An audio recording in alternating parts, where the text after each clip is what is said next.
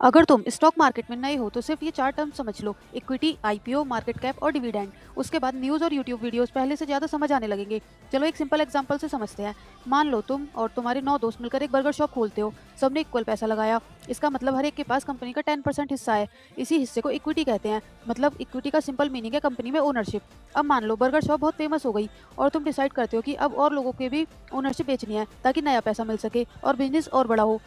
जब कोई कंपनी पहली बार अपनी इक्विटी पब्लिक को बेचती है, उसे आईपीओ यानी इनिशियल पब्लिक ऑफरिंग कहते हैं। अब मान लो पूरी बर्गर शॉप की वैल्यू 10 करोड़ है और कंपनी के टोटल 10 लाख शेयर हैं, तो एक शेयर की वैल्यू होगी 100 रुपये। पूरी कंपनी की टोटल वैल्यू यानी 10 करोड़ मार्केट कैपिटलाइजेशन कहलाती है।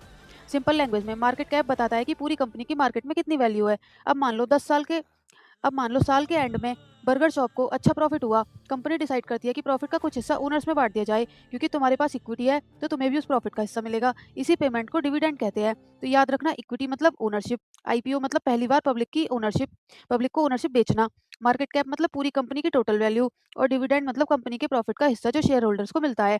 अब जब भी किसी कंपनी के बारे में ये वर्ड सुनोगे तो कंफ्यूज नहीं होगे। ऐसी ही और वीडियो के लिए फॉलो करें।